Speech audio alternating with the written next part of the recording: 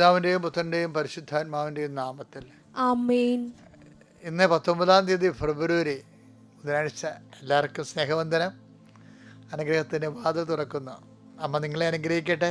ഏറ്റു പ്രാർത്ഥിക്കുക. അമ്മേ പരിശുദ്ധമ്മേ, അമ്മേ പരിശുദ്ധമേ, ദൈവമാതാവേ, അന്ന് അങ്ങ് കൃപാസനത്തിൽ പ്രത്യക്ഷപ്പെട്ട് വരാൻ പോകുന്ന മഹാദുരിതത്തിൽ നിന്ന് രക്ഷപ്പെടാനും എല്ലാവർക്കും വേണ്ടി പ്രാർത്ഥിക്കുവാനും ആവശ്യപ്പെട്ടിട്ട് 20 വർഷം കഴിഞ്ഞ ഈ വേളയിൽ കൃപാസനത്തിലൂടെ ഞങ്ങൾക്കും ഈ ദേശത്തിനും അങ്ങ് മധ്യസ്ഥം തേടി തന്ന എല്ലാ അനുഗ്രഹങ്ങൾക്കും ഞങ്ങളിപ്പോൾ ഹൃദയം നിറഞ്ഞ നന്ദി പറയുന്നു. അമ്മേ പരിശുദ്ധമേ, ജപമാല മാതാവേ, സകല കൃപാസനം പ്രാർത്ഥനകളോടും ചേർത്ത് ഞങ്ങളിപ്പോൾ പ്രാർത്ഥിക്കുന്ന ഈ കുടുംബത്തിന്റെ പ്രത്യേക നിയോഗം.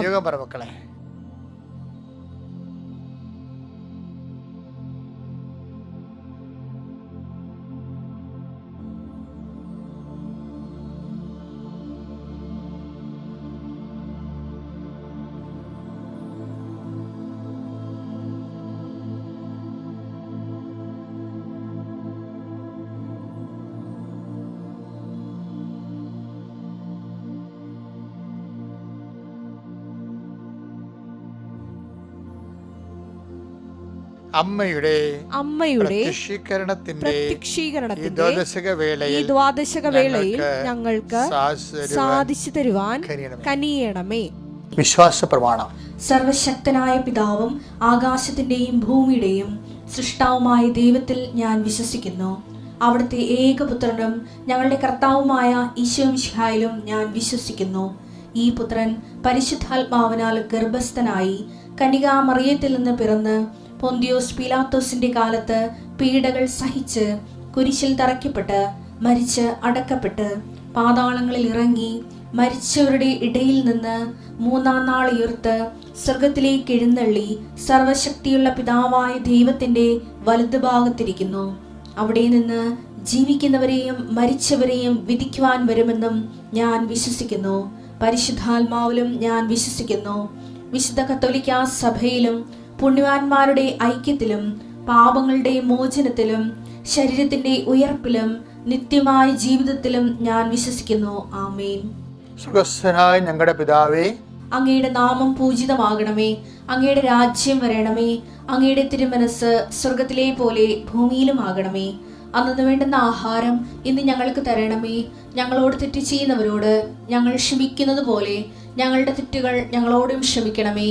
ഞങ്ങളെ പ്രലോഭനത്തിൽ ഉൾപ്പെടുത്തരുതേ, തിന്മയിൽ ഞങ്ങൾ രക്ഷിക്കണമേ. ആമേൻ. നന്മ നിറഞ്ഞ മറിയമേ, സ്വസ്തി. കർത്താവ് അങ്ങയുടെ കൂടെ സ്ത്രീകളിൽ അങ്ങ് അനുഗ്രഹിക്കപ്പെട്ടവളാകുന്നു. അങ്ങയുടെ ഉദരത്തിൻ ഫലമായി ഈശോ അനുഗ്രഹിക്കപ്പെട്ടവനാകുന്നു. പരിശുദ്ധ മറിയമേ, തമ്പുരാന്റെ അമ്മേ, പാപികളായ ഞങ്ങൾക്ക് വേണ്ടി ഇപ്പോഴും ഞങ്ങളുടെ മരണസമയത്തും തമ്പുരാനോട് അപേക്ഷിക്കണമേ. ആമേൻ. അനുഗ്രഹ പ്രാർത്ഥന. ഞാൻ ഇന്നലെ പറഞ്ഞ പോലെ പിള്ളേരെല്ലാം വിളിച്ചു വരുത്തി ഓർക്കുന്നു. അപ്പനാണോ അമ്മയാണോ ആരാണ് എല്ലാവരും കൂടിയാണോ പ്രാർത്ഥന കൂടുന്നതെങ്കിൽ അത്രയും നല്ലത്. പിള്ളേർ അനുവദിക്കുന്നുണ്ടെങ്കിൽ കുഞ്ഞുങ്ങൾ, അതായത് ചില കുഞ്ഞുങ്ങൾ ഡിസ്റ്റർബായിട്ട് തോന്നുന്നില്ലെങ്കിൽ നിങ്ങളുടെ അമ്മയുടെ കൈ അവരുടെ തലയിൽ വെക്കണം, അല്ലെങ്കിൽ അപ്പൻ്റെ കൈ അവരുടെ തലയിൽ വെക്കണം. കാര്യം നിങ്ങളെ ദൈവം കഴിഞ്ഞാൽ പിന്നെ നിങ്ങളെയല്ലേ കുഞ്ഞിനെ ഏൽപ്പിച്ചിരിക്കുന്നത്. അപ്പം നിങ്ങൾക്ക് ഒരു ആധ്യാത്മിക അധികാരമുണ്ട്. ഇപ്പം സഭയിൽ ഞങ്ങളെ ആശീർവദിക്കുമ്പോൾ നിങ്ങളുടെ കൈ കുഞ്ഞിൻ്റെ തലയിലുണ്ടെങ്കിൽ ഉണ്ടല്ലോ, അത് വലിയൊരു അനുഭവമായിരിക്കും. അപ്പം നിങ്ങൾ വിശ്വസിക്കുകയും ചെയ്യണം. ഞാൻ ആശീർവദിക്കുമ്പോൾ ഈശോ തന്നെയാണ് കുഞ്ഞിനെ ഈശോ തന്നെയാണ് ഇപ്പം ആശീർവദിച്ചുകൊണ്ടിരിക്കുന്നത്. എന്നെ ഈശോ ഒരു ഉപകരണം, ആശീർവാദത്തിൻ്റെ ഉപകരണമാക്കുകയാണ്. കർത്താവ്, ഞാൻ കുഞ്ഞുങ്ങളെ സംബന്ധിച്ച് പ്രാർത്ഥിക്കുന്ന ഈശോയെ, പരീക്ഷയ്ക്ക് ഒരുങ്ങുന്ന മക്കളെ, ഇപ്പോൾ 2 പരീക്ഷ എഴുതി കുറച്ച് ടെൻഷനൊക്കെ ഉണ്ടാവും, ഒരു കുഴപ്പമില്ല. എഴുതിപ്പോയത് എഴുതി. പീലാത്തോസ് പറഞ്ഞ പോലെ what I have written is written for ever, അത് എഴുതിയിട്ടുണ്ട്. ബാക്കി നമ്മുടെ കയ്യിൽ നിന്ന് അത് കർത്താവാണ് നോക്കേണ്ടത്. ഇനി നമ്മളുടെ ഈ കഴിഞ്ഞു പോയ ഈ തൂയിപ്പോയ പാലിനെ കുറിച്ച് പദം പറഞ്ഞ് കരഞ്ഞിട്ട് കാര്യമില്ലെന്ന് പറഞ്ഞില്ല. അതുപോലെ അതൊന്നും ഓർക്കേണ്ട. ഇനി പുതിയ കാര്യങ്ങൾ ബാക്കി അത് ദൈവത്തിൻ്റെ ടേബിളിലേക്ക് നമ്മൾ മാറ്റുകയാണ്. ഞാൻ ഇങ്ങനെ തട്ടി മുട്ടിയൊക്കെ നിൽക്കേണ്ട കാര്യം കുഞ്ഞുങ്ങൾ ആരെങ്കിലും എഴുന്നേറ്റ് വരണമെന്നുണ്ടെങ്കിൽ വന്നോട്ടെ എന്നുള്ളവർക്ക് സമയം കൊടുക്കുകയാണ്. ഓക്കെ, അപ്പോൾ ഹാപ്പി ആയിരിക്കുക. എല്ലാ കുഞ്ഞുങ്ങളെയും വിളിച്ച് വരുത്തുക. അവിടെ ശിരസിലൊക്കെ അപ്പനും അമ്മയും ഉണ്ടെങ്കിൽ രണ്ടുപേരും തന്നെ രണ്ട് കൈയില്ലേ, 4 കുഞ്ഞുങ്ങളുണ്ടെങ്കിൽ നമുക്ക് കൈകാര്യം ചെയ്യാൻ പറ്റുന്ന 4 കൈ നിങ്ങൾക്ക് ഉണ്ടല്ലോ, രണ്ടുപേർക്കും അപ്പനും അമ്മയ്ക്കും കൊണ്ട്. അപ്പം അത് ആരാണുള്ളത്, പ്രാർത്ഥനയ്ക്ക് ചെയ്തതിനെ ഉള്ളവർ ആരാണ്, അവർ ആ സമയത്ത് പങ്കെടുത്താൽ മതി. കർത്താവ് ഈ നിമിഷം അനുഗ്രഹിക്കുന്ന സമയമാണ്. അടിപ്പണ പോലെ കർത്താവെ വൈദാഘാതം പോലെ ദൈവമേ, നിൻ്റെ ദൈവികമായ ശക്തി അങ്ങയുടെ മക്കളിലേക്ക് ആവശ്യിക്കട്ടെ. ഈശോ, നിൻ്റെ വിശുദ്ധ പൗരോഹിത്യത്തെ മഹത്വപ്പെടും. 39 വർഷം ഞാൻ അർപ്പിച്ച കുർബാന ലോകത്തെല്ലായിടത്തും നടത്തിയിട്ടുള്ള വലിയ ധ്യാനങ്ങളിലൂടെ പ്രാർത്ഥിച്ച 10,000 ലക്ഷങ്ങളായിട്ട് മനുഷ്യർ അവരുടെ പ്രാർത്ഥനകളോട് ചേർത്തുകൊണ്ടാണ് ഈശോയെ ഞങ്ങൾ കുഞ്ഞുങ്ങൾക്ക് വേണ്ടി പ്രാർത്ഥിക്കേണ്ടത്, വീടിന് വേണ്ടി പ്രാർത്ഥിക്കണത്, പരീക്ഷക്കാർക്ക് വേണ്ടി പ്രാർത്ഥിക്കേണ്ടത്, വരാൻ പോകുന്ന ഈ പരീക്ഷയിലിരിക്കുന്ന ഇനിയും വരാൻ പോകുന്ന വിഷയങ്ങൾക്ക് വേണ്ടി പ്രാർത്ഥിക്കുന്നു. കർത്താവ്, ഞങ്ങളുടെ കൂടുതൽ പ്രയാസമുള്ള സബ്ജക്റ്റുകൾക്ക് വേണ്ടി പ്രാർത്ഥിക്കുന്നു. ഇടയ്ക്ക് വിട്ടുപോയ സബ്ജക്റ്റ്, മനസ്സിലാകാത്ത സബ്ജക്റ്റുകൾ, പഠിച്ചിട്ട് തീരാത്ത, പക്ഷേ അയ്യോ അത് പഠിച്ചില്ലാതെ കൈയൊക്കെ കുടയുന്നില്ലേ, അങ്ങനെ വിട്ടുപോയ സബ്ജക്റ്റുകൾ പഠിച്ചത് തീരുമോ എന്നുള്ള പേടിയുള്ളവർ അവരെല്ലാവരും ഇപ്പോൾ ആശ്രയിച്ച് അടിപ്പിടുന്ന പോലെ വൈദാഘാതം പോലെ ദൈവികമായ ശക്തി എൻ്റെ മക്കളുടെ മേൽ കർത്താവ് പതിക്കട്ടെ എന്ന് പ്രാർത്ഥിക്കുന്നു. കർത്താവെ, നിൻ്റെ വിശുദ്ധ പൗരോഹിത്യത്തെ മഹത്വപ്പെടും. കുഞ്ഞുങ്ങൾക്ക് ആത്മശക്തി പരിശുദ്ധാത്മാവിൻ്റെ ആത്മശക്തിയാൽ കുഞ്ഞുങ്ങളുടെ ഹൃദയം നിറയട്ടെ. ധൈര്യമായിട്ട് യുദ്ധം കഴിഞ്ഞ് ജയിച്ചു വന്നവൻ്റെ ആ ചങ്കൂറ്റം പോലെ പരീക്ഷയെ തോൽപ്പിക്കാൻ വേണ്ടി നമ്മൾ പോവുകയാണ്. കാര്യം അതിനെ തോൽപ്പിച്ച് നിങ്ങൾ വിജയം വരിക്കും. കാരണം നിങ്ങളുടെ വിജയം വരിക്കുന്ന കർത്താവ് നിങ്ങളുടെ കൂടെയാണ്. കാര്യം ഞങ്ങൾ ആയിരങ്ങൾ നിങ്ങൾക്ക് വേണ്ടി പ്രാർത്ഥിക്കുന്നുണ്ട്. അപ്പോൾ നിങ്ങൾക്ക് എഴുതി വിട്ടാൽ മാത്രം മതി, ബാക്കി ദൈവം നോക്കിക്കൊള്ളും. കർത്താവിൻ്റെ കരുണ നിനക്ക് ആവശ്യിക്കട്ടെ. അമ്മയെ, പരിശുദ്ധമ്മേ, പ്രലോഭനങ്ങളെല്ലാം അതിജീവിച്ച കർത്താവിൻ്റെ ചൈതന്യം മക്കളിലേക്ക് കൊണ്ട് അതിജീവനത്തിൻ്റെ ചൈതന്യം, വിജയത്തിൻ്റെ ചൈതന്യം ഈ മക്കളിലേക്ക് ആവശ്യിക്കുന്നതിന് വേണ്ടി അമ്മ ഈ നിമിഷം, പരിശുദ്ധമായ നിമിഷം മധ്യസ്ഥം വഹിക്കട്ടെ. എൻ്റെ കർത്താവിന് ഉന്നതമായ നാമത്തിൽ ഉണ്ടെങ്കിൽ ടെക്സ്റ്റ് ബുക്കുകൾ, പഠനോപകരണങ്ങൾ, നിങ്ങളുടെ ആൻസർ ബുക്കുകൾ, നിങ്ങളുടെ ക്വസ്റ്റ്യൻ പേപ്പർ എല്ലാം ഞാൻ ആസ്വദിക്കുന്നു. നിങ്ങളുടെ യാത്രകൾ, ആരെങ്കിലും എന്തെങ്കിലും ക്ഷീണങ്ങളോ രോഗങ്ങളോ പരീക്ഷ എഴുതാൻ പറ്റാത്ത വിധത്തിലുള്ള സങ്കടങ്ങളോ അതുകൊണ്ട് മമ്മിയോട് നിലവിളിച്ച് കണ്ണീരോടെ മമ്മി ഞാൻ പോണില്ലെന്നൊക്കെ പറയുന്നവരുണ്ടെങ്കിൽ അച്ഛൻ പറയും, പോകാൻ പറ്റും, എൻ്റെ മക്കൾ പോകണം. കാര്യം അല്പം ആശ്വാസം പോകണം. ബാക്കി എന്താണ്, കർത്താവ് നിങ്ങളെ സഹായിക്കും. എന്നിട്ട് നിങ്ങളുടെ കൂടെ പരിശുദ്ധ അമ്മയുടെ സാന്നിധ്യം ഉണ്ടെന്നുള്ള ഓർമ്മ നിങ്ങൾക്കുണ്ടാകണം. അതുപോലെ തന്നെ എൻ്റെ മക്കളുടെ വീട്ടിൽ പപ്പായും മമ്മിയും ഒക്കെ നിങ്ങളുടെ പ്രാർത്ഥനയിൽ, കുഞ്ഞുങ്ങളുടെ പ്രാർത്ഥനയിൽ പപ്പായും മമ്മിയും ആശ്രയിച്ച് പ്രാർത്ഥിക്കണം. ആർക്കാണോ ആ വീട്ടിൽ പ്രാർത്ഥന സഹായമുള്ളത് കുഞ്ഞുങ്ങളെല്ലാം. കാര്യം കുഞ്ഞുങ്ങൾ അധികം തിന്മകളൊന്നും ഇല്ലാത്ത കുഞ്ഞുങ്ങളായതുകൊണ്ട് ഒത്തിരി വിശ്വാസം ഉണ്ടെങ്കിൽ കുഞ്ഞുങ്ങളുടെ പ്രാർത്ഥനയ്ക്ക് ഭയങ്കര ബലമാണ്. അതുകൊണ്ട് മമ്മിക്ക് വേണ്ടി പ്രാർത്ഥിക്കണം, പപ്പയ്ക്ക് വേണ്ടി പ്രാർത്ഥിക്കണം, അപ്പായ്ക്ക് വേണ്ടി പ്രാർത്ഥിക്കണം. എൻ്റെ കർത്താവ്, എൻ്റെ കുഞ്ഞുങ്ങളെ നീ സമർപ്പിച്ച് പ്രാർത്ഥിക്കുന്നു. എൻ്റെ കർത്താവിൻ്റെ ഉന്നതമായ നാമത്തിൽ സഭയുടെ അധികാരത്തിൽ കർത്താവ് പൊറുതിമുട്ടിയിരിക്കുന്ന കുടുംബങ്ങൾ, പല പല വിഷയങ്ങൾ കൊണ്ട് മനോരോഗികൾ, ഡിപ്രഷനുള്ള രോഗികൾ, വയലൻ്റായിട്ടുള്ള പേഷ്യൻസുകൾ, അവരെ കൊണ്ട് പൊറുതിമുട്ടിയ മാതാപിതാക്കന്മാരെ നീ ഈ നിമിഷം സ്പർശിക്കണം. ആ മക്കളെ സ്പർശിക്കണം. എവിടെയെങ്കിലും പോയി ഒളിച്ചാൽ മതി എന്നൊക്കെ വിചാരിച്ചുകൊണ്ട് വീട് തന്നെ സങ്കടപ്പെട്ട് ജീവിക്കുന്നവരുണ്ട്. ഒരു പ്രാർത്ഥനയും ഏക്കാത്ത അത്രയും മുൾച്ചെടികളിൽ വീണ വിത്ത് പോലെ അനുഗ്രഹം കുടുങ്ങിക്കിടക്കുന്ന വീടുകളുണ്ട്. അവരെല്ലാം മാതാപിതാക്കന്മാർ നീ ശക്തിപ്പെടുത്തണം കർത്താവേ. അവരെ നീ സാന്ത്വനപ്പെടുത്തണം കർത്താവേ. ഈശോ, അവരെ നീ ശക്തിപ്പെടുത്തണം കർത്താവേ. അവർക്ക് നീ ഒരു തുണ കൊടുക്കണം കർത്താവേ. അവർക്ക് വേറെ ആരും ഇല്ല, ആരും ആശ്വസിപ്പിക്കാൻ പറ്റത്തില്ല. ദൈവത്തിന് മാത്രമേ ആശ്വസിപ്പിക്കാൻ പറ്റത്തുള്ളൂ. മനുഷ്യന് എല്ലാം പരിധികളുണ്ട്.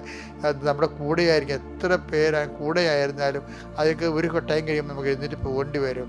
അപ്പോൾ അതുകൊണ്ട് തന്നെ കർത്താവെ, നീ മാത്രമേ ഉള്ളൂ. സങ്കടക്കാർക്ക് നീ മാത്രമേ ഉള്ളൂ. നീ പ്രത്യേകം ഓർത്ത് ഈ പ്രാർത്ഥന കൊണ്ട് അവരെ അനുഗ്രഹിക്കണം. അവർ പോകുന്ന ഇടങ്ങളെ അനുഗ്രഹിക്കണം, അവരുടെ ആശയങ്ങളെ അനുഗ്രഹിക്കണം, അവരുടെ ചിന്തകളെ അനുഗ്രഹിക്കണം, അത് നടപ്പിൽ വരുത്തുന്ന രീതി അനുഗ്രഹിക്കണം.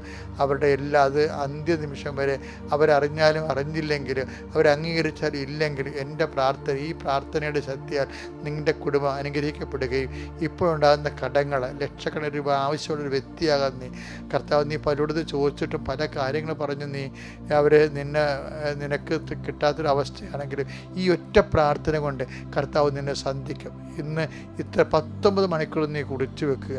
അതിനുശേഷം നീ ആ 19 മണിക്കൂറാകാൻ വേണ്ടി പ്രാർത്ഥിച്ച് വിശുദ്ധരെ കാത്തിരിക്കുക. കർത്താവ് നിന്നെ അനുഗ്രഹിക്കുക. ഞാൻ നിങ്ങൾക്ക് വേണ്ടി ഈ 19 മണിക്കൂർ ഞാൻ ഓർക്കുമ്പോൾ നിങ്ങളിങ്ങനെ ടൈം എടുത്തിട്ട് വിടുതലിന് വേണ്ടി ടൈം എടുത്തവർക്ക് വേണ്ടി ഞാൻ പ്രത്യേകം പ്രാർത്ഥിക്കുന്നതാണ്. എൻ്റെ കർത്താവിൻ്റെ ഉന്നതമായ നാമത്തിൽ സഭയുടെ അധികാരത്തിൽ കുരിശടയാളത്തിൽ ഓരോ ദൗത്യങ്ങൾക്കും യാത്രയ്ക്കും പോകുന്നവർ അതിൻ്റെ സബലീകരണത്തിനായി ഈശോ നാമത്തെ ആശീർവദിക്കുന്നു. എൻ്റെ പ്രിയപ്പെട്ടവരെ, നമുക്കിന്ന് സന്ദേശം പറയുമ്പോഴേ ഞാൻ പണ്ടേ എത്ര ക്ലാസ്സിലാണെന്നൊന്നും ഓർക്കുന്നില്ല, ഈ ആദേശ സിദ്ധാന്തം എന്ന് പറഞ്ഞ സംഭവം ഉണ്ടല്ലോ, അല്ല 3ാം ക്ലാസ്സിലൊക്കെ ആയിരിക്കും, സയൻസിൽ ആർക്കിമിഡീസാണ് അത് ചെയ്തത്. അയാളുടെ ചെമ്പിൽ കയറി വെള്ളം നിറച്ചിട്ട് ചെമ്പിൽ കയറി ഇരുന്നപ്പോൾ അങ്ങേരുടെ ബോഡിയുടെ അത്രയും വെള്ളം പുറത്തേക്ക് പോയി. അപ്പോൾ അങ്ങ് യുറേക്ക ഇതൊക്കെ പറഞ്ഞ പുള്ളി ഓടിയെ കണ്ടുപിടിച്ചത്. എന്താ പുള്ളി കണ്ടുപിടിച്ചതെന്ന് അറിയാമോ? പുള്ളി ആ പുറത്തേക്ക് പോയ വെള്ളത്തിന് വെയിറ്റിന് സമാനമാണ് പുള്ളിയുടെ ശരീരഭാരമെന്ന്. പക്ഷേ അതല്ല, അതിപ്പോൾ എല്ലാവർക്കും അറിയാവുന്ന കാര്യമാണ്. പക്ഷേ ആർക്കിമിഡീസ് പറഞ്ഞതായിട്ട് ഉള്ള ഒരു കാര്യം സെമിനാരി പഠിച്ചിട്ടുണ്ട്. നമ്മൾ ഗൂഗിളൊക്കെ സെർച്ച് ചെയ്താൽ കിട്ടും നിങ്ങൾ. ഇപ്പം എന്താ സംഭവം വെച്ചാൽ, ഇപ്പം അയാൾ പറഞ്ഞത് give me a firm spot to stand, I will move the earth. അതായത് നിങ്ങൾ എനിക്ക് ഭൂമിയിൽ ഉറച്ചു നിൽക്കാനുള്ള ഒരു സ്ഥലം താ, ഞാൻ ഈ ലോകത്തെ ചേഞ്ച് ചെയ്യാവുന്നു. ഈ ദിവസങ്ങളിൽ എൻ്റെ മനസ്സിൽ വന്നൊരു ചിന്തയാണ്. കാര്യം ഉറച്ചു നിൽക്കാനുള്ള സ്ഥലം എന്ന് പറഞ്ഞാൽ എന്താ? വചനമാണത്. കഴിഞ്ഞ ദിവസങ്ങളിൽ നമ്മൾ കണ്ടില്ലേ, യോഹന്നാൻ 17:17 എന്താണ് സത്യമായിട്ടുള്ള എന്താണ്? അങ്ങയുടെ വചനമാണല്ലോ സത്യം. അപ്പം യോഹന്നാൻ 17:17 നമുക്ക് റിലേ ചെയ്യാൻ പറ്റുന്ന, നമുക്ക് ആശ്രയിക്കാൻ പറ്റുന്നത് എന്താണ്? ഉറച്ചു നിൽക്കാൻ പറ്റുന്നത് സത്യമാണ്. ഹെരാക്ലിറ്റസ് പറഞ്ഞായിരുന്നേ, ഹെരാക്ലിറ്റസും അയാൾ ഗ്രീക്ക്, കർത്താവിന് മുമ്പ് എനിക്ക് പോണത് ഒരു 500 കൊല്ലം പറ്റിയാണ് ജനിച്ച ആളാണ് ഹെരാക്ലിറ്റസ്. അപ്പോൾ അദ്ദേഹം പറഞ്ഞത്, you cannot step into a same river twice. നിങ്ങൾക്ക് ഒരു പുഴയിൽ നിങ്ങൾക്ക് 2 പ്രാവശ്യം കാലെടുത്ത് വെക്കാൻ പറ്റത്തില്ല. എന്താ കാര്യം? It will move. ആദ്യം കാലെടുത്ത് വെച്ച പുഴ ഒഴുകിപ്പോയെന്ന്, പിന്നെ നീ കാലെടുത്ത് വെക്കുമ്പോൾ അത് പുതിയ പുഴയാണ്. അയാൾ പറഞ്ഞ എല്ലാം ഇളക്കമാണ്. ഇളക്കം എന്ന് പറഞ്ഞത് തിളക്കം, അങ്ങനെയൊക്കെയുള്ളൊരു പ്രത്യേക പൊസിഷനാണ്. എല്ലാം ഇങ്ങനെ മാറിക്കൊണ്ടേയിരിക്കും. അപ്പം മാറ്റമില്ലാത്തത് എന്താണ്? ലുക്ക 21:33 ആകാശവും ഭൂമിയും കടന്നു പോകും. മാറ്റമുണ്ട് ഇതിനെല്ലാം. അത് തന്നെ ഹെറാക്ലിറ്റസ് പറഞ്ഞത് ശരിയാണ്.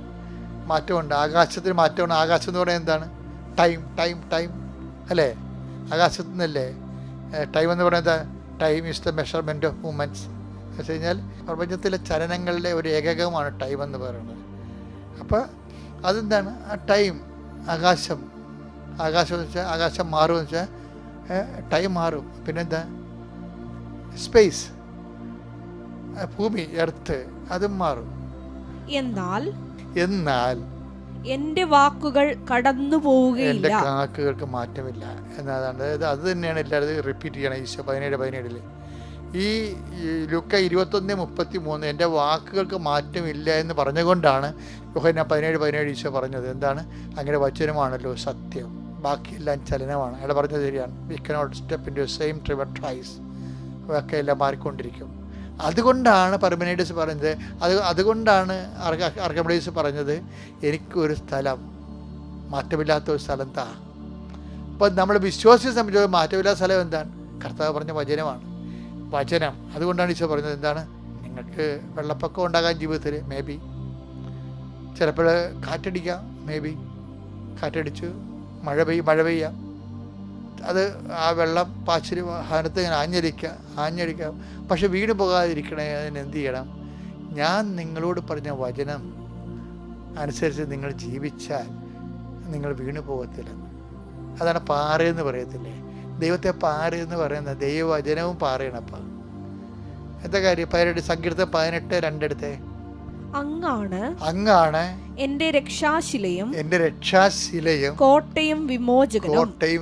രക്ഷാശിലയാണ്, എന്നെ രക്ഷിക്കുന്ന കല്ലാണ്, പാറയാണ്. കയറി നിൽക്കുമ്പോൾ പ്രളയം ഉണ്ടാകുമ്പോഴും ശത്രുക്കൾ വരുമ്പോഴും എനിക്ക് കയറി നിൽക്കാനുള്ള പാറയാണ് അങ്ങ്, കുലുങ്ങാത്ത പാറ. ഈശോ പറഞ്ഞത് എന്താണ്? 7:24-25 മത്തായി സുവിശേഷം. എന്റെ ഈ വചനങ്ങൾ ശ്രവിക്കുകയും അവ അനുസരിക്കുകയും ചെയ്യുന്നവൻ അവൻ അനുസരിക്കുകയും ചെയ്യുന്നവൻ പാറമേൽ ഭവനം പണിത അതാണ് പാറ. ആ പാറയാണ് പാറമേൽ ഭവനം പണിത വിവേകമതിയായ മനുഷ്യന് തുല്യനായിരിക്കും. അപ്പൊ വചനം പാലിക്കുന്നത് ഒരു വിവേകപരമായ നടപടിക്രമമാണ്. വചനം പാലിക്കാത്ത ബുദ്ധിത്തരം എന്നാണ് പറയണത്.